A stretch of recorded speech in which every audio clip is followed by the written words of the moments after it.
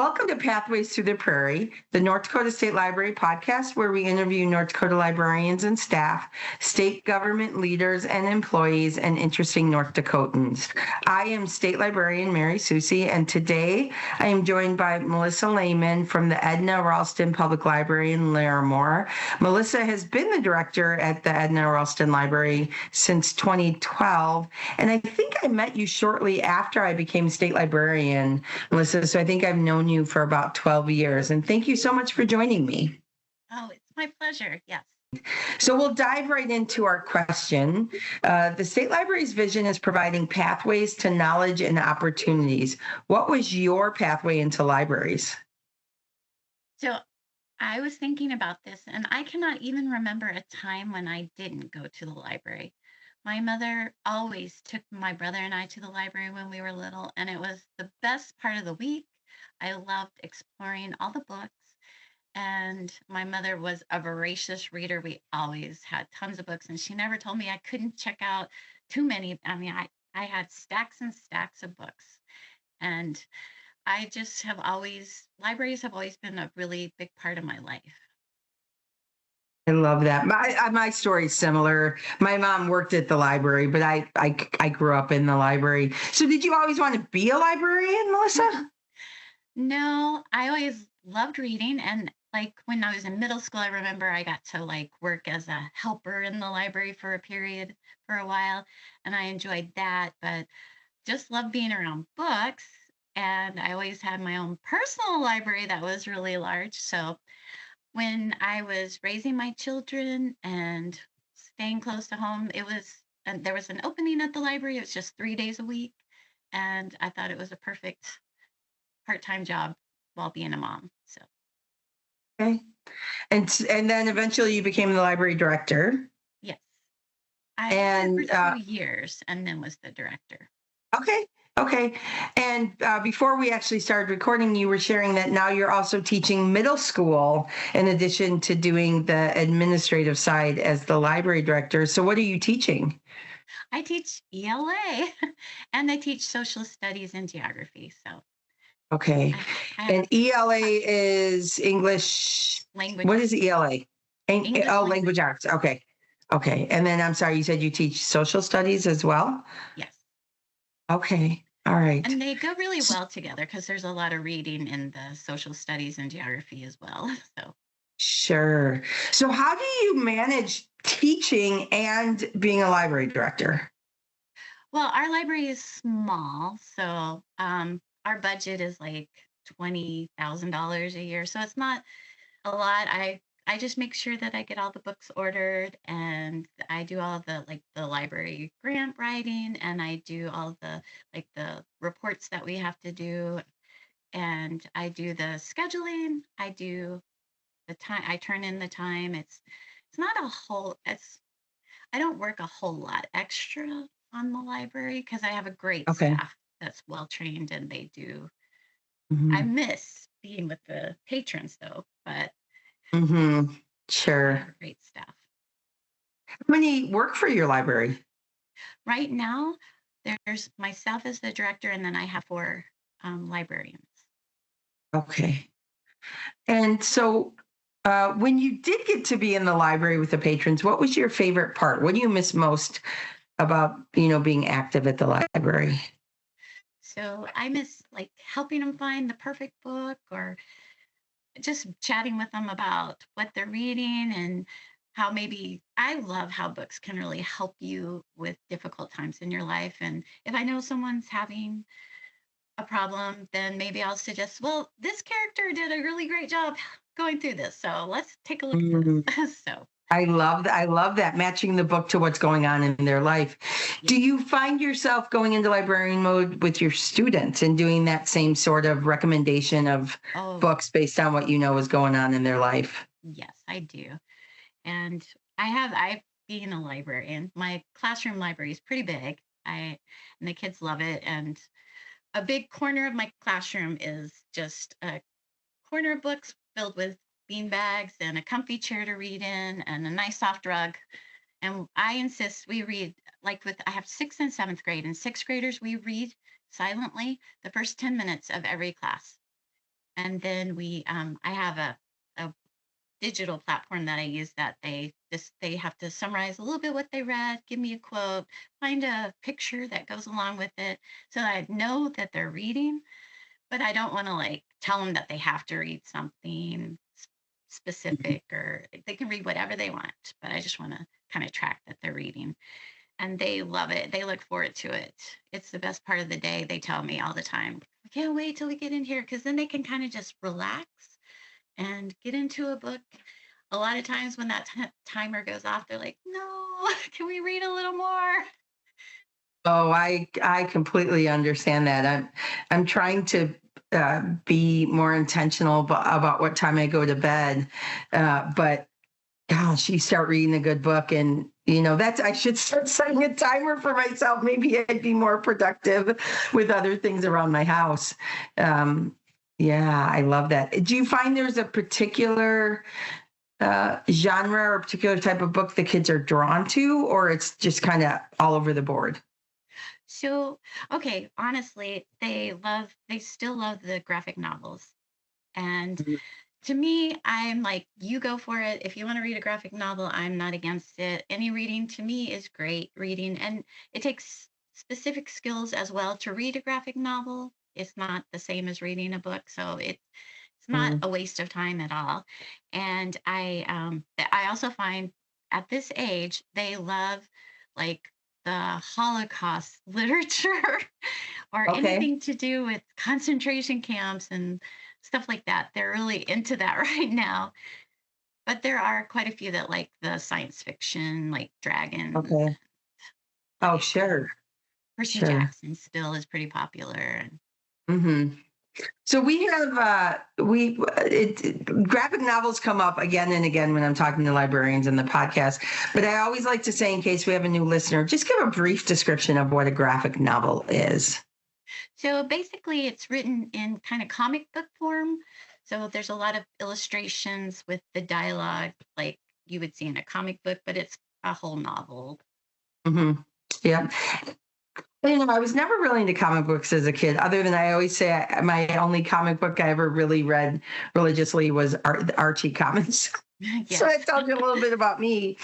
But my son, who's older now, he's in his 30s, is still a graphic novel reader, and he's still a comic book reader. And I think you're right; it's a different skill set. And I think it's a great way for kids to get into reading. And I talked with school folks before, a school administrator or a school board member last year, that a lot of times graphic novels for a kid who struggles with reading, it kind of evens the playing field, if you will, because they can read books that their classmates are reading and understand it, whereas they might struggle a little bit with a novel if they have any sort of challenges with reading. Do you find that to be an accurate statement, Melissa?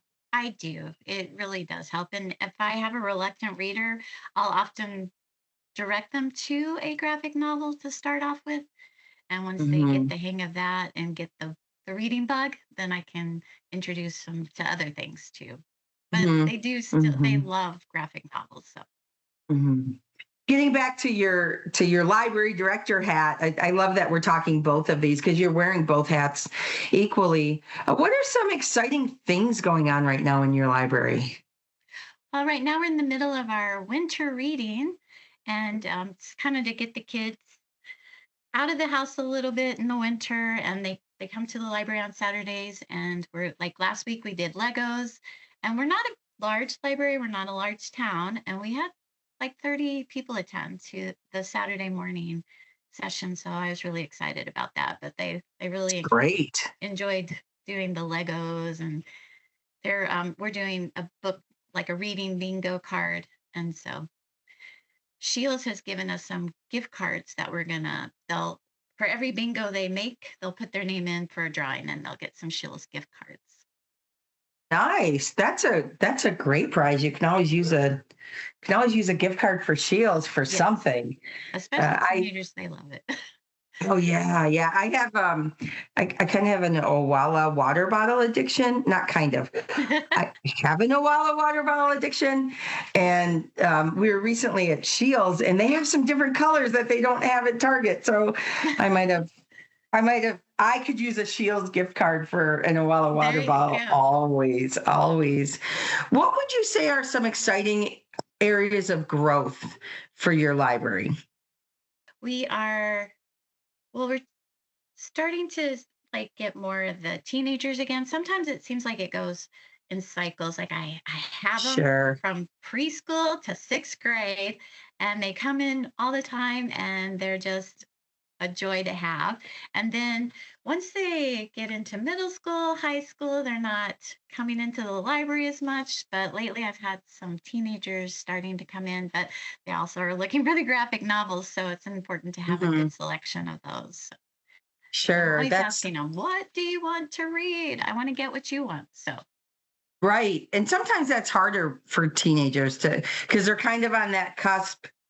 They're too old for juvenile fiction. They're not quite old enough or interested in adult fiction. Sometimes they are, but right. I think graphic novels fill that kind of in between period really well. And I can Um, get them like a classic, like Lord of the Rings or something like that. They'll do the graphic novel and then they're like, "Hey, I think I really want to read the real book."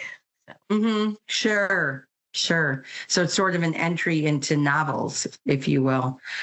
What do you think people would be surprised to learn about the Edna Ralston Library? I think that a lot of people, when they come in, they're like, "Oh, wait, you have all the latest books. And I don't have to be on a waiting list as long as the Grand Forks Public Library because they have so many more patrons. So it's kind of an advantage to having a small population, but we're still getting a lot of the really up to date material. Hmm. That's great. What would you like listeners to know about your library? I think it's the best little library. I love it. It's warm and it's welcoming. And we've been so fortunate. Our staff just is really personable and always willing to help find the perfect book. And it's like a passion for them. And so I just think that it's a really safe and warm and inviting space. And you can get some Mm, great books. I love that. I love that. And you guys do a lot of programs for a library your size as well. And you've had great response from your community with the programs also. Yeah. A lot of it is the teacher background. For me, it Hmm. was like, "Oh, well, yeah, I'm gonna get them reading this summer, so we're gonna have a lot of great programs." And then Hmm. adding the winter, it was because of grants from the state library that we were able to start implementing the winter reading program. Hmm. So I really Hmm. appreciate the grants, the opportunities for that. Absolutely. And we're grateful to the legislature for giving us those funds to support libraries in that way. Melissa, do you have a favorite program that your library's done?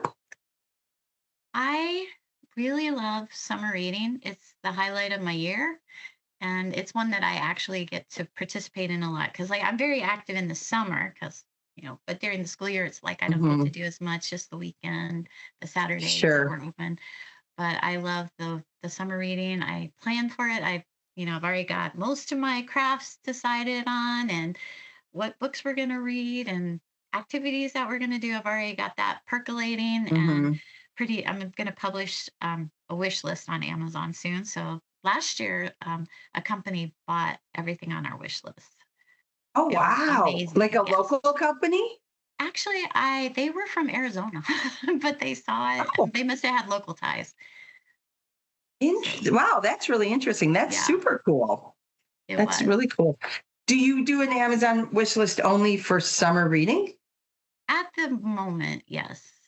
Okay. So, but I was Okay. thinking, maybe I should do it for the winter and some other things as well. Mhm. But Yeah, no, that. What a great way to provide an opportunity for your community or random companies in Arizona to support you. yeah, That's yeah. very cool. That's very cool. Although I Well, have heard Melissa, there are a lot of North Dakotans in Arizona because of the snowfall. yes, So there are. That seems yes, like a that is true. During the last census, I was on the state census committee, and our census actually did like a census kickoff in Arizona for North Dakotans that winter in Arizona. So you're right; it could have been a North Dakotan or someone with North Dakota ties somehow. So that's super awesome. It's been so much fun to talk to you. I never like to ask a librarian and / a librarian who's also an English teacher, goodness gracious, what their favorite book is, because how do you name just one? But what is a book that you've read recently that you have enjoyed and you love sharing it with other people? There's so many, but the one I'm most excited about right now is because the movie's coming out is Hail Mary. Was it Hail Mary Project? It's by Andy Weir. Mhm. Such an excellent book. I enjoyed it thoroughly, and I can't wait to see the movie now. Yeah, and I haven't read the book, but I've seen the previews for the movie, and it just looks so interesting. What was really funny, I commented to my husband, is so in the previews, in the Bismarck Theater at least, they have the, what do they call them? It's not throwback movies, but like they show classics or older Right. movies.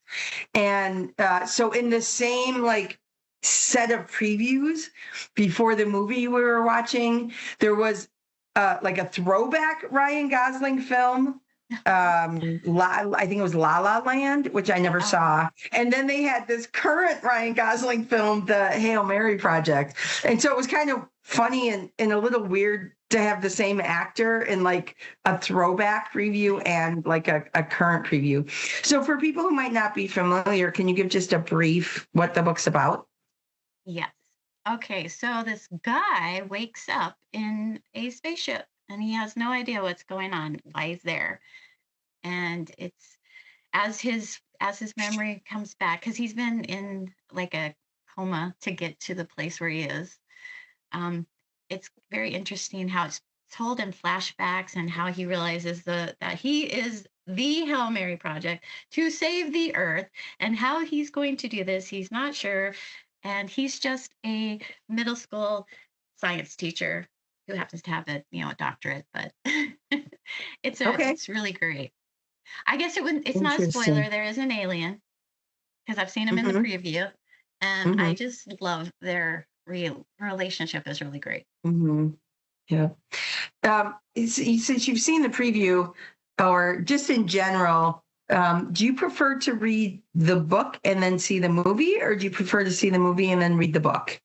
I prefer to read the book and see the movie because the book, like you've seen the meme with the iceberg, and the book is the entire iceberg underneath the water and everything, and the movie's just that little tip.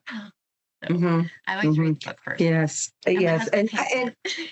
yeah, I prefer to read the book first as well. For a long time, I actually had my own little policy, I guess, that if I hadn't read the book, I wouldn't see the movie if it was based on a book. But I've relaxed that a little bit. But I'm so glad to hear that it was a good book, because I was wondering. I did not see The Martian, and I didn't read that book, but it's the same author, I believe. The author wrote The Martian as well, which was well received also. So, It was well, really good. I the read that book one was too, The Martian. okay. After the Project Hail Mary, I'm like, wait, I really like that. That was good. It didn't make me feel stupid. So I read The Martian. It was really good. And then I read another one of his, the Artemis, Artemis maybe. I can't remember. They're Okay. all really Okay. good. So it's not really science fiction. It's science based, right? Are all of his books space based? All the ones I've read. Okay. Okay. Very interesting. Well, Melissa, it's been so fun to talk to you and hear more about both your experience as a teacher working with books in the classroom, as well as to learn more about your library. Thank you so much for joining us today. And thank you, everyone, for tuning in. And we look forward to the next episode. Until then, happy reading, everyone.